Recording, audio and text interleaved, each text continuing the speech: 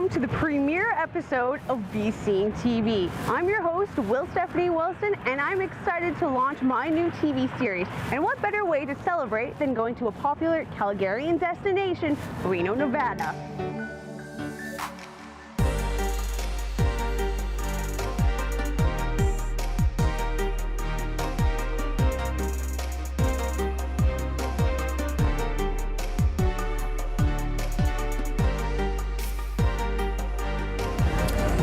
Welcome to Bscene TV.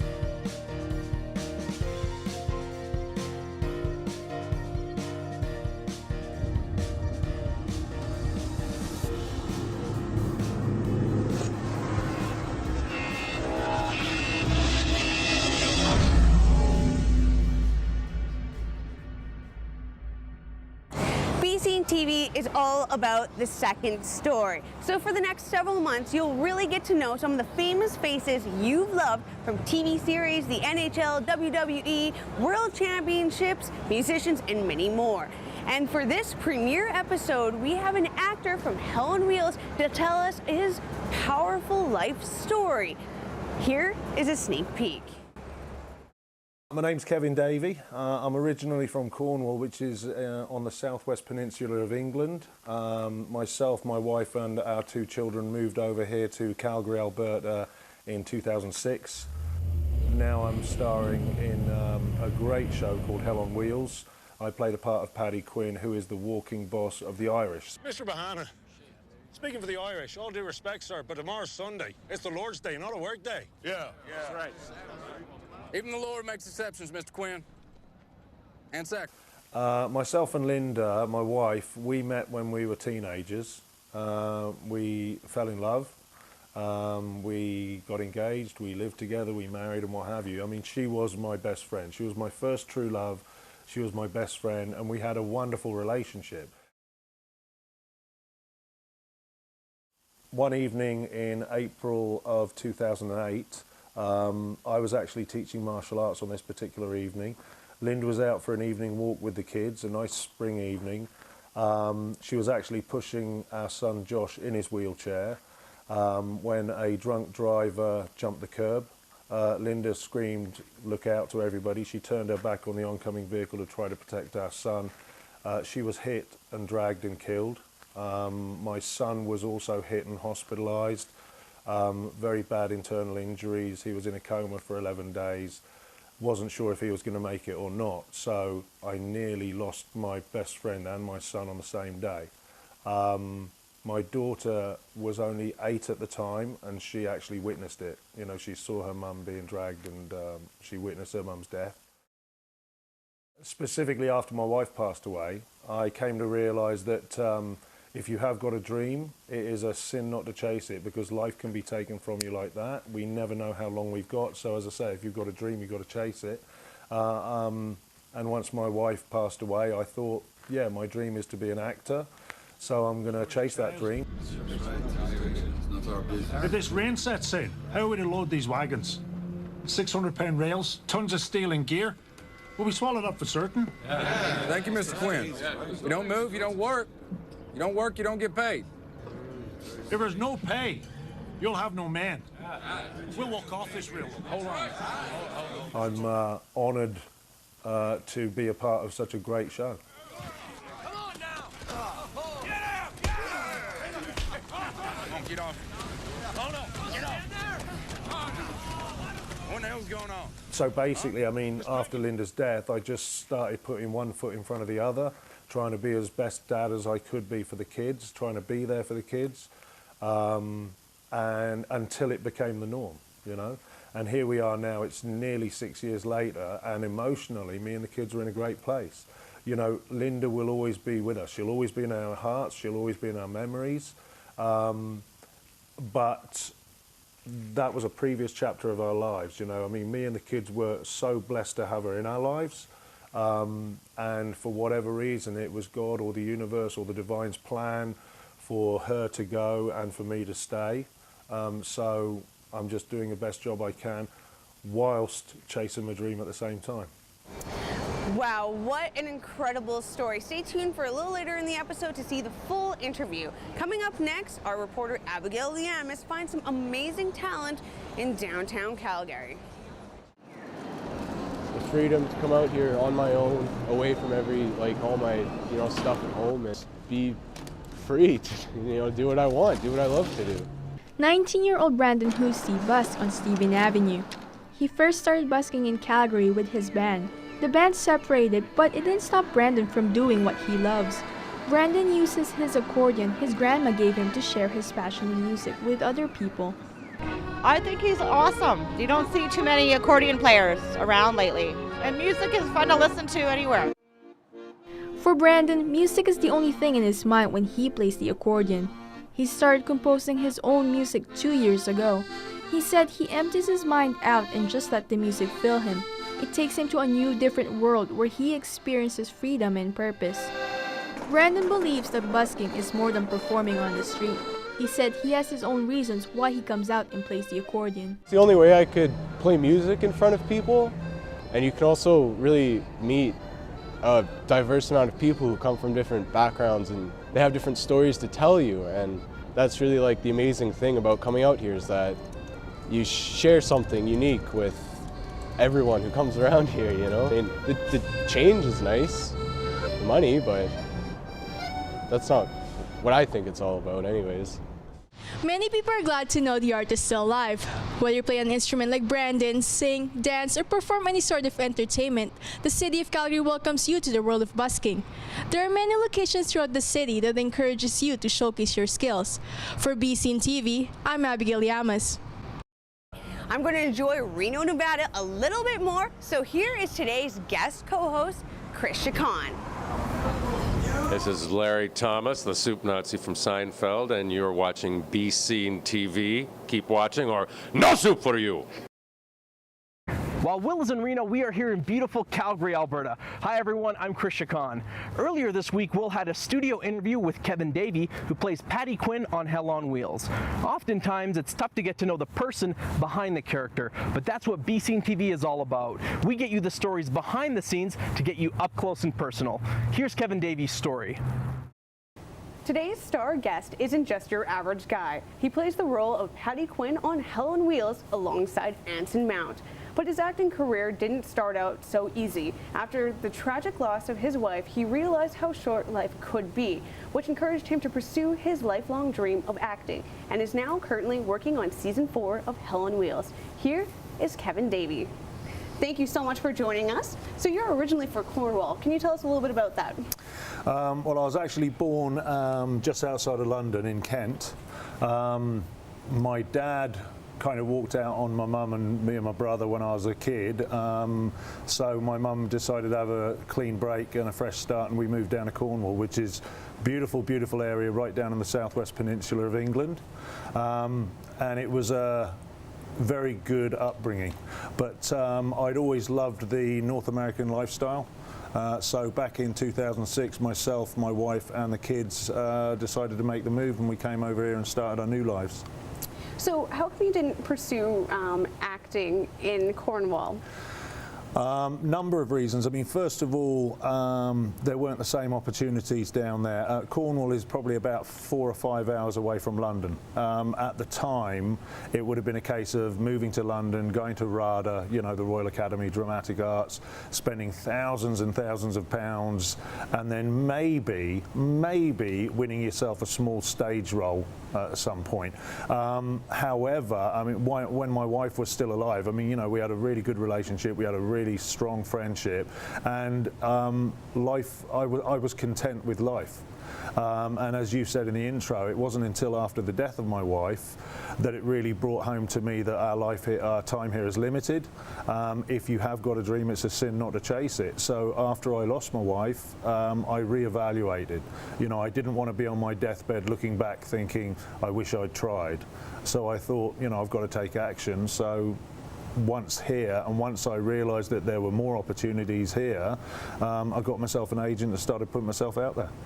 Excellent. So you moved here in 2006. Yes. And can you tell us a little bit of how, like, what happened when you first moved here? Like, everything was so different, and.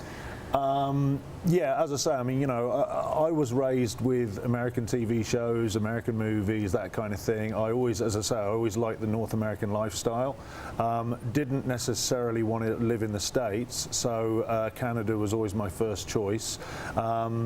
And we instantly fell in love with the place. We fell in love with the people, the lifestyle, the standard of living. My son has cerebral palsy, he's in a wheelchair, and it is so much easier country for him to be raised in here than it was in England, because in England it was so difficult to get him into shops or get him into public buildings or get him on public transport, whereas here he can access any of that. Canada seems to take everyone in mind, whereas England kind of just seemed to take the majority in mind, you know. This is a better lifestyle for me and my kids. You know, when you came to Calgary, I know it was only about 18 months until you, till like one of the most tragic things that happened to you. Yeah. Would you like to talk about that?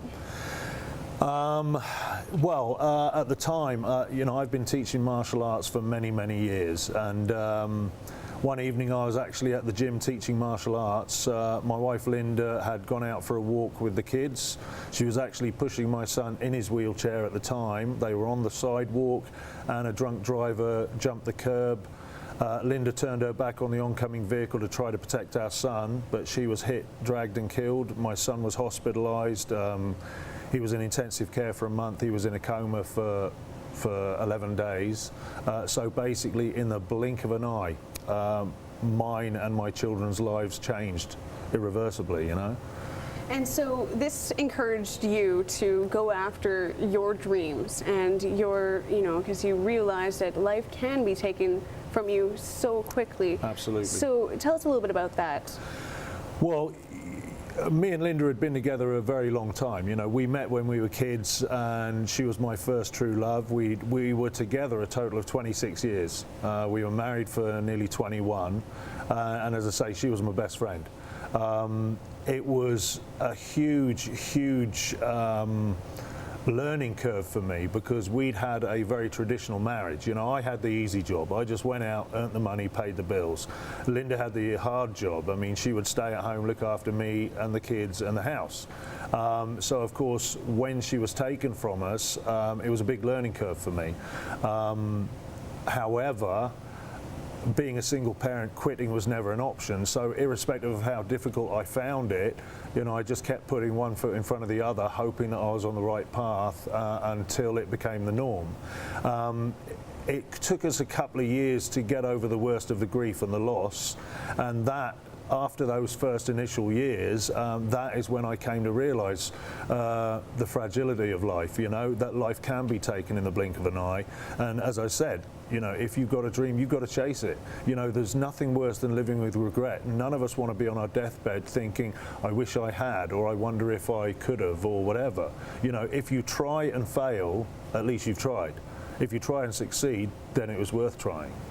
Absolutely. And now you're working on Hell on Wheels, which is a very big production with AMC. Yep. So can you describe what that's like to be on the series as Patty Quinn? A dream come true. It really is a dream come true. The irony is, when I went for the role, Paddy Quinn was supposed to be a throwaway character. I was supposed to be in like 1 or 2 scenes in 1 episode, and that was it. I was supposed to be gone. Fortunately, when I had the callback audition, Neil LaBute, one of the directors, was in on the callback audition. He must have seen something he liked, because a few days later I get a phone call from my agent saying, holy cow, they've written you in as a recurring character. Now the thing is, I mean, like, it's an ensemble piece, so even though my character is relatively small compared to the main characters, but it is still a recurring role.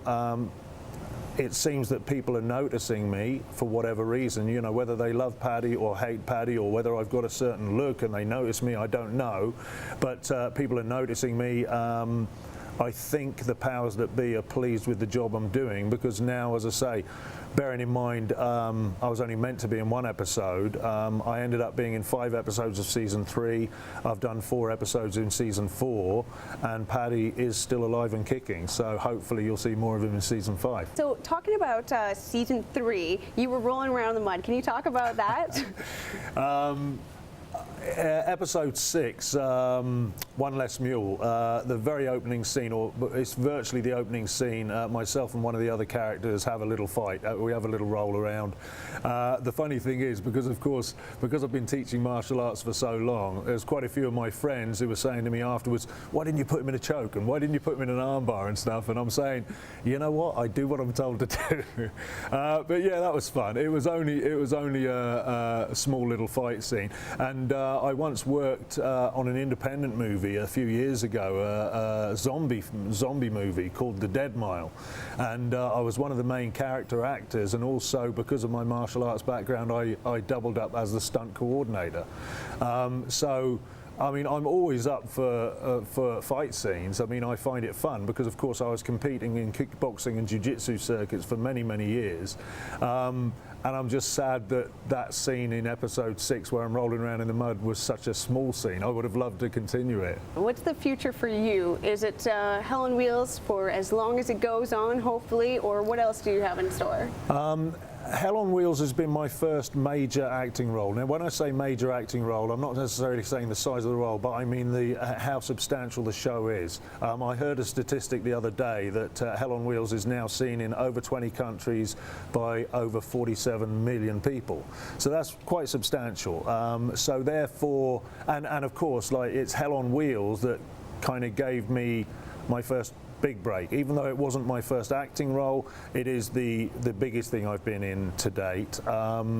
So as long as they want me on the show, I am more than happy to remain with the show. I do envisage myself getting other roles in other projects, in other productions, in other TV films, movies, TV shows. The dream is to continue acting for as long as I'm able to. Absolutely. And tell us a little bit about Paddy Quinn. What kind of character dynamics? The very, very first time you see Paddy Quinn is in the episode Searchers, which is episode 5, season 3. The very first time you see him, I think the audience probably thought he is a thoughtless, heartless, horrible person because of my attitude. And if you're not familiar with that episode, you'll have to look it up. You can see it on AMC.com, or you can get the DVDs. But basically, I think Paddy is salt of the earth. I think he's an honest guy. He doesn't care what he says to anyone. You know, he'll stick up for his family and his friends, and he's just there to work. You know, he wants to get the railroad to where the railroad's got to be, and he doesn't care about the weather or about any other concerns. He's there to build that railroad. So he's single-minded. However, he will always back up those he has respect for. Absolutely. So my last question, what is some advice you can give to people who may be afraid to chase their dreams? You know, there's a very good book. It's called Feel the Fear and Do It Anyway. The thing is, we all have a comfort bubble. You know, we all have our comfort zone, and we never step out of that comfort zone because of fear.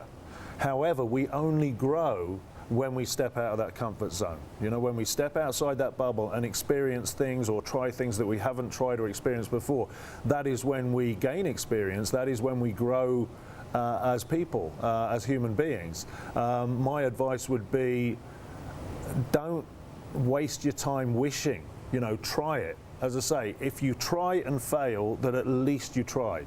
If you never try at all, you will never ever know. So as I say, what I did was, I didn't want to be on my deathbed with any regrets about this. You know, I always wanted to act. I'd never had the inclination or the courage to chase it until I went through a tragedy. And what I would say is, if you've got a dream, I don't want anyone else to have to go through a tragedy before they realize that dream. You know, if you've got a dream, you can somehow make it work. You know, even if it means holding down 2 part-time jobs whilst you're chasing your dream, you can make it work. All you've got to do is have the courage to do it. A very well-known philosopher said, people rarely fail, they merely give up trying. So I'm not going to give up trying. You know, I'm going to keep going until such time as I have achieved the height that I hope to achieve. Absolutely. Thank you very much for coming into the studio today. Make sure you check out Kevin Davey as Patty Quinn on Hell on Wheels. If you have an exciting event or an inspiring story you want to tell us, email us at bscenetv@shaw.ca, or you can find us on Twitter at Bscene TV. Join us every second week for a brand new episode. I'm Krisha Khan. Here's Will.